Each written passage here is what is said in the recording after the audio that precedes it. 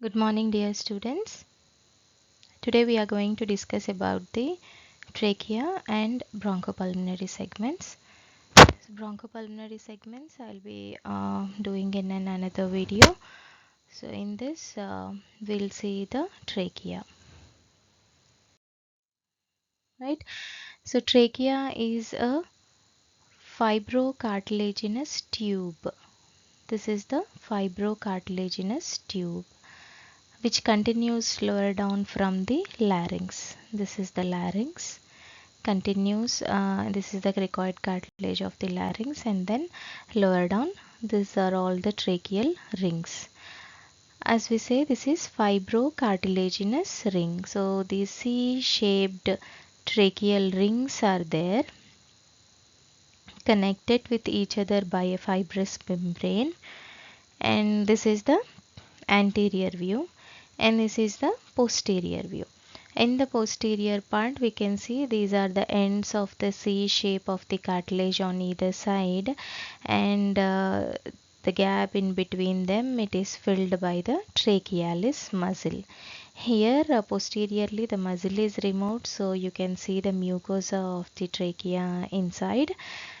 So posteriorly trachea is covered by the trachealis muscle, which is an involuntary muscle, right? So it is a fibrocartilaginous tube continuing lower down from the larynx. It consists of C-shaped cartilaginous rings, hyaline cartilage rings, which are around 16 to 20 in number, and posteriorly trachealis muscle, involuntary trachealis muscle is present, right?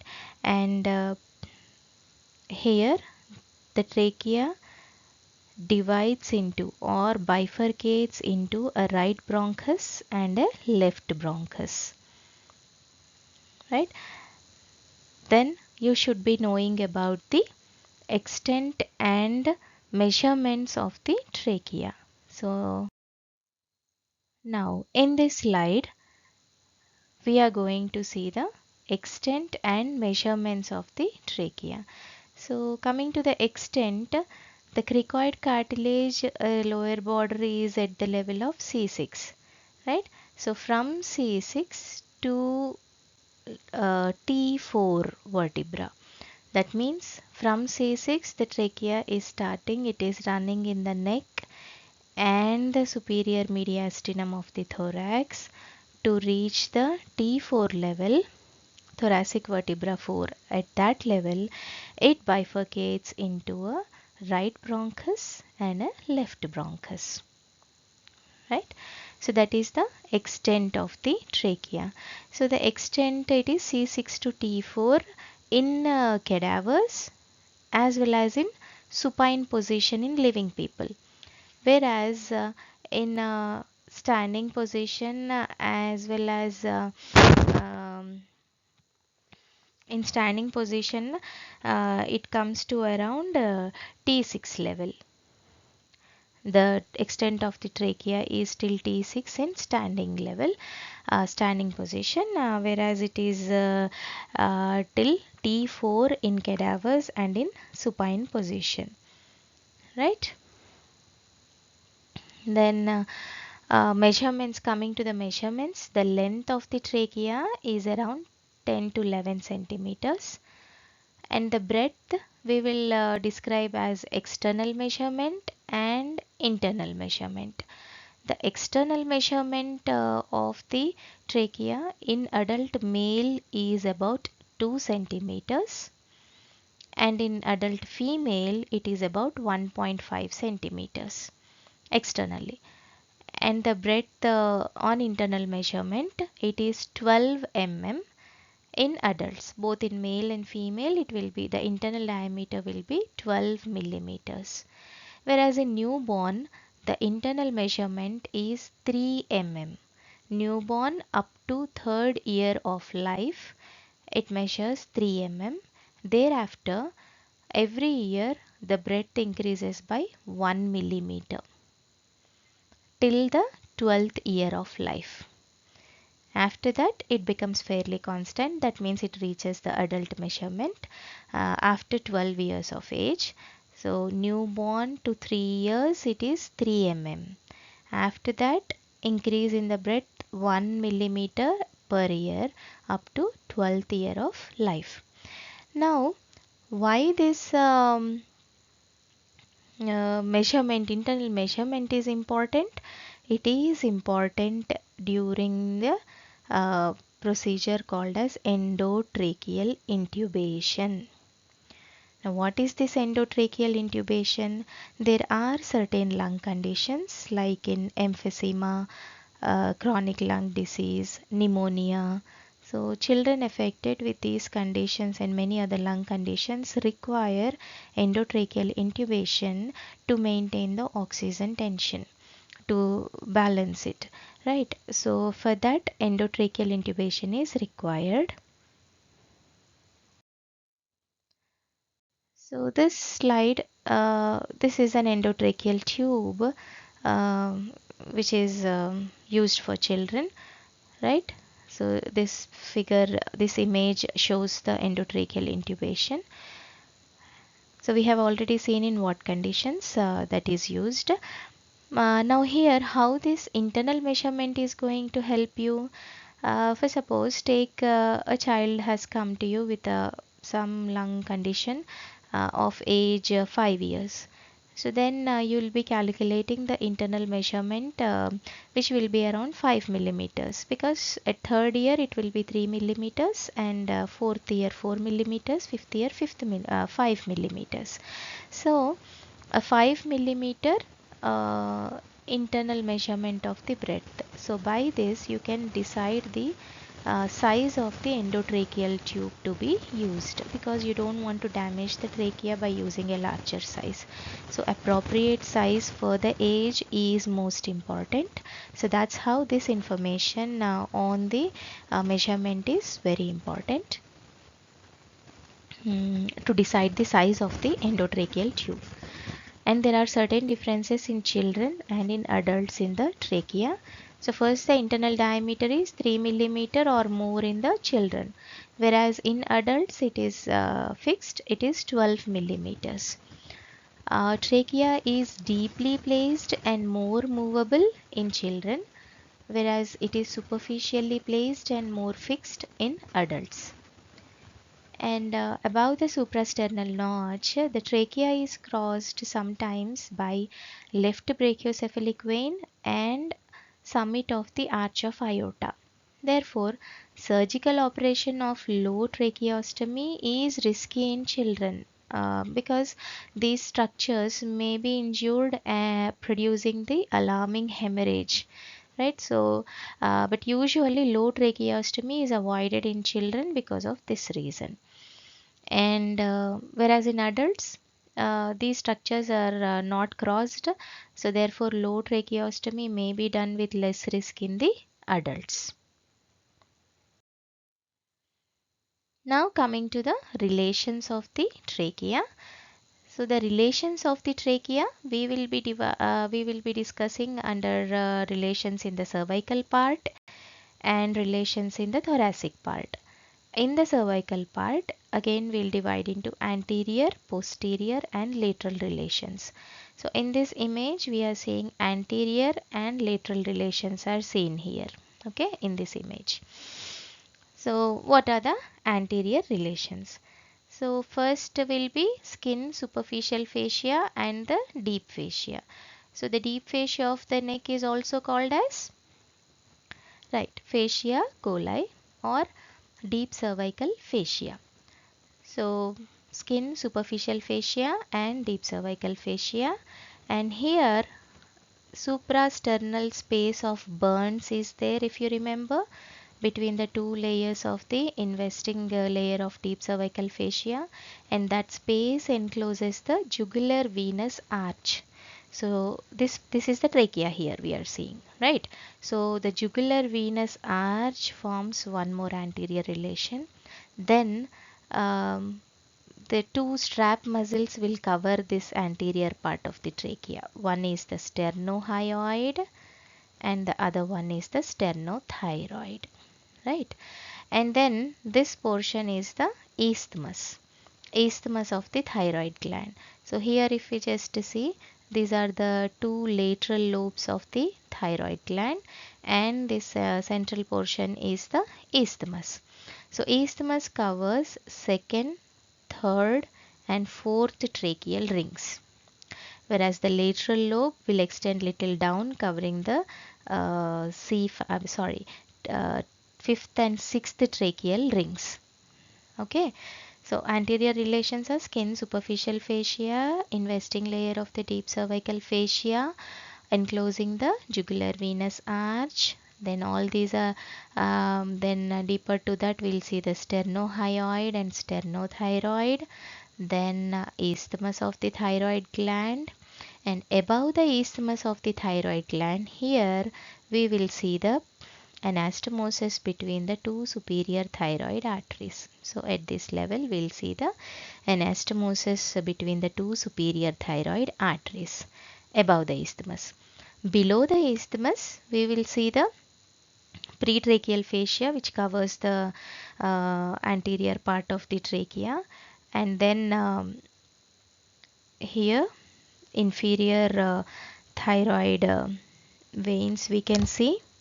Okay, inferior thyroid arteries also, and occasionally here there will be arteria thyroidea ima, and sometimes remnants of the thymus also may be seen. So these are all the anterior relations in the cervical region. Then we'll see the lateral relations. So the lateral relations here that we see are these two are the lateral lobes of the thyroid gland, right? And a little bit lower side in the lateral portion we are seeing the common carotid artery here, and this one is the inferior thyroid artery, right? So inferior thyroid artery and common carotid artery, these two along with the lateral lobe of the thyroid gland, these structures form the lateral relations. So we have seen the anterior and lateral relations in these images. Then we'll go for the posterior relations. Right. So in this slide we are seeing the posterior relation. This area is the trachea. Cross section, this image shows the cross section in the neck. So this is the trachea, and posterior to the trachea this is the esophagus. So esophagus separates the trachea from the vertebral column. So this is the vertebral body. So the esophagus lies in between the trachea and the vertebral body, right? And this area what we are seeing here, it is the tracheoesophageal groove. Tracheoesophageal groove, and in this groove we'll see the recurrent laryngeal nerve. This one is the recurrent laryngeal nerve, right? So the posterior relations are esophagus, and within the tracheoesophageal groove on either side we'll see the right and left recurrent laryngeal nerves. So these are the posterior relations in the neck or the cervical part. Now in this slide we are seeing the relations of the thoracic part. So thoracic part also again we'll see the anterior relations, posterior relations and lateral relations. Okay. So now the anterior relations in the thoracic part will be, this is the manubrium sternum with the origin of sternohyoid and sternothyroid muscles. Here we can see both of them. Manubrium sternum with the origin of sternohyoid and sternothyroid muscles. Then there will be pretracheal fascia enclosing the inferior thyroid veins, right? And next to that deeper we will see that left brachiocephalic vein will cross the trachea anteriorly, right? And then brachiocephalic trunk, this one is the brachiocephalic trunk artery, and left common carotid and left subclavian arteries we will see anteriorly, right? So these are the relations anteriorly, and little bit lower down when we go at the tracheal bifurcation. This section shows at the when the trachea bifurcates into two bronchi. So here we can see that it is divided into two parts, two bronchi. So at the tracheal bifurcation, it is related to this area. What you are seeing is the deep cardiac plexus, right? So the trachea is related to deep cardiac plexus at its bifurcation. Also, it is related to arch of aorta. This is arch of aorta. Deep cardiac plexus and arch of aorta. Right? So these are the anterior relations in the thoracic part. Then posterior relations, again esophagus will be there, and we will see only the left recurrent laryngeal nerve in thorax. Why? Because right is not seen. Now recurrent laryngeal nerve, that means it has got a recurrent course. So right recurrent laryngeal nerve will wind round the right subclavian, whereas the left recurrent laryngeal nerve winds round the arch of aorta. So left recurrent is seen at lower level also, whereas the right recurrent is not seen at this level. So in posterior relations, the difference between the cervical part and thoracic part is esophagus is common, whereas in the recurrent laryngeal nerves only the left one is seen here, not the right recurrent. You have to note this point. And then coming to the lateral relations. So laterally, what are we seeing here? This is the lung, left lung with the left mediastinal pleura, okay, as well as the arch of aorta, here arch of aorta, and left common carotid and left subclavian. All these common carotid and brachiocephalic trunk, they'll be anterior to the trachea in the lower portion, whereas when they run upwards, then they diverge. The brachiocephalic trunk will go on to the right side, and common carotid goes on, left common carotid goes on to the left side. So in the lower portion they are anterior, whereas in the upper portion they form the lateral relation to the trachea, right? So on the left side, what are we seeing? We are seeing the left lung and the left mediastinal pleura, left common carotid and subclavian, and arch of aorta, right? So these are forming the relations on left side. Then coming to the right side, what are you seeing here? It is the right lung and the right mediastinal pleura, right? And then this one is the arch of azygous vein. Okay, arch of azygous vein as well as the right vagus nerve. This one here, it is the right vagus nerve. So arch of azygous and right vagus nerve, then right lung and mediastinal pleura. Clear? So these are the relations of the trachea in the thoracic part. Right. Posterior relations are esophagus and the recurrent that we have seen already. Then coming to the structure of the trachea. So the structure of the trachea, uh, gross that we see are 16 to 20 tracheal rings. Of these 16 to 20 tracheal rings, the uppermost one is the widest one, and the lower one here, when you see the lower tracheal ring shows a triangular projection called as carina. This is called as carina. Now how is this carina important? The carina here, on its internal aspect, it shows a ridge, a linear ridge, and that ridge or a projection kind of thing will be there on its internal aspect.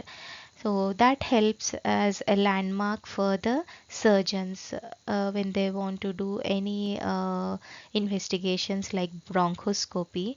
The tube is inserted into the trachea, and once they reach this carina, they can feel that projection, and at that level they'll understand that the trachea is bifurcating, because carina is seen at the level of bifurcation of the trachea, right? So once they feel that projection, then they can guide the tube either into the bronchoscopy tube, either onto the right side or onto the left side, whichever lung they want to visualize, whichever bronchus they want to visualize.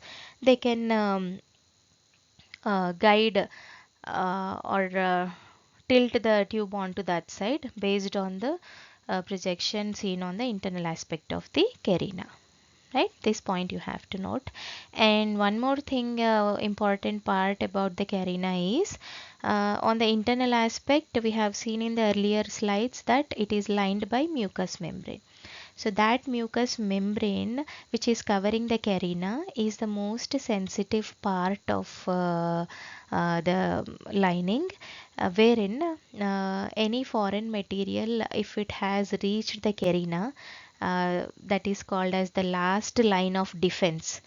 So that means any foreign material, for suppose a peanut, accidentally if it is aspirated and it has gone into the trachea through the larynx and then it has reached the carina, and that peanut when it touches the mucous membrane covering the carina, it will elicit a cough reflex. So the person who has aspirated that will do violent coughing, and that will help him to eject out the foreign material or the aspirated thing, whatever is there, it will be ejected out through violent coughing, and that cough reflex is elicited because of the sensitivity of the mucosa covering the carina, right? This point you have to understand. And how many tracheal rings are there? Around 16 to 20. Now, why this trachea needs to have these cartilage rings? Why not any muscle can just a muscular tube can be there? Why cartilage is there here? Because this is all concerned with the respiration, right? So the negative pressure is there within the trachea, and outside the atmospheric pressure is positive. So because of this difference in the air pressures, the trachea, if it was a muscular tube, it would have been collapsed. So obviously the intake, the inspiration would be difficult. For that, the natural structure, the framework of the respiratory system is, the main point to remember here is it should be patent. That means the lumen should be open all the time, to allow inspiration, to allow entry of air from positive to the negative air pressure, negative air pressure, right? So for this, the cartilage is the better tissue, because it does not need any separate blood supply. It How is the blood supply for the cartilage? It is through diffusion, because cartilage is avascular, right? So diffusion through the surrounding structures itself is the main source of nutrition for the cartilage. So maintenance of these cartilage is very easy, as such in the respiratory system. So cartilage will help to keep the lumen of the trachea patent, and also the principal bronchi till the level of bronchioles, till that level the cartilage are present to keep the lumen of all these bronchi patent, right? So that is the importance of presence of cartilages. And then why the trachealis muscle is present in the posterior aspect? Why not a complete uh, cartilage ring is present here? Um, yes, can you just think about it? So it is because posteriorly, what is the relation that we have seen? Posteriorly, esophagus is present. Now, esophagus, it is concerned with the transfer of food from the oral cavity into the stomach, right? So it constantly needs to be expanded and relaxed. And if you have the a firm cartilage covering it anteriorly, obviously it cannot expand and relax easily, right? For that, the trachealis muscle is there, which will allow the dilatation and relaxation of the esophagus, right? For that, the posterior aspect of the trachea is covered by the trachealis muscle, right? So that is the structure of the trachea, gross structure that we have seen. And now we'll see the microscopic structure. So in this slide we are seeing this is the trachea. Okay, this is the anterior aspect having this C-shaped cartilage. This is the zoomed in picture, or a high magnification picture we can say. This one is the cartilage here, right? And this is the posterior aspect. This is the trachealis muscle, and this one is the esophagus, right, posteriorly. So what is the lining epithelium of the trachea? The lining epithelium of the trachea is pseudostratified ciliated columnar epithelium. Now, where else do you find this kind of epithelium? Just try to think about it. If you remember the introduction classes on epithelium, in the examples of pseudostratified ciliated columnar epithelium, one is the respiratory epithelium that we are seeing now. Other one is, you will see it in some parts of the male reproductive system. So therein also you will see the pseudostratified ciliated columnar epithelium. So here I just want to highlight on the presence of the cilia. Now why the cilia are important here? Why do you need a ciliated epithelium here?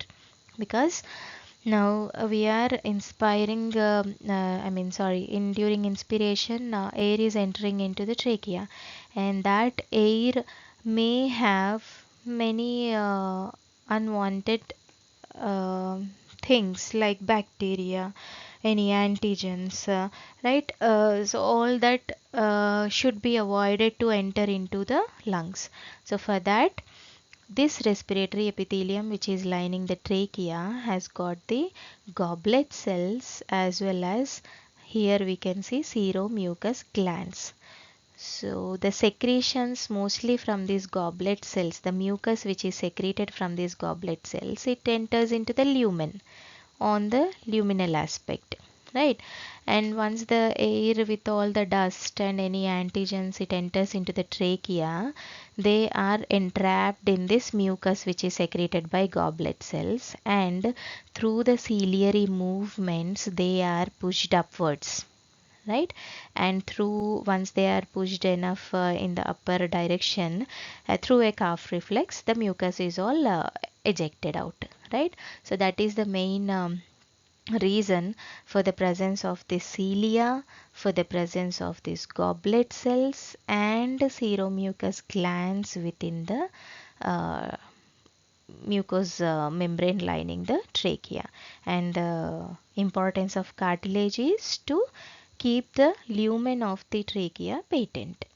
Okay, so here we can see this is the C-shaped cartilage here, and the yellow thing is all the mucous membrane lining, and posteriorly here we are seeing the trachealis muscle here and the esophagus, right? So this is the importance of structure of the trachea. Right, now we'll see about the blood supply, lymphatic drainage and nerve supply of the trachea. So here blood supply, we can see this artery is the inferior thyroid artery, and which supplies the trachea. Also the bronchial arteries which are given off from the descending thoracic aorta, they also supply the trachea. So inferior thyroid artery is a branch of subclavian artery. So sorry, it is a branch of thyrocervical trunk which is given off from the subclavian artery. So that supplies the trachea along with the bronchial arteries which are given off from the descending thoracic aorta. So that is the arterial supply. Then venous drainage is into the inferior thyroid veins. So in this image we can see these are the inferior thyroid veins, this, right, which are present within the pretracheal fascia. So these inferior thyroid veins are going to drain the trachea. Then what is the lymphatic drainage? So here we are seeing the pretracheal nodes. Similarly, here there will be paratracheal, pretracheal and paratracheal nodes which are present on either side. They are going to drain the lymphatics from the trachea. And then coming to the nerve supply,